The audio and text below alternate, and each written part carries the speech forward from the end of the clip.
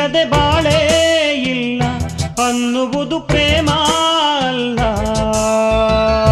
ಮರಗಳನ್ನು ಸುತ್ತೋದಲ್ಲ, ಕವನಗಳ ಗೀಚೋದಲ್ಲ, ನೆತ್ತರಲಿ ಬರೆಯೋದಲ್ಲ, ವಿಷವನ್ನು ಕುಡಿಯೋದಲ್ಲ. ಮೌನವೇನೇ ಧ್ಯಾನವೇ ಪ್ರೇಮ.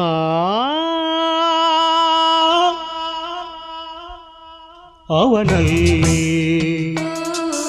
ಇವಳಲ್ಲಿ ಮಾತಿಲ್ಲ, ಕಥೆಯಿಲ್ಲ.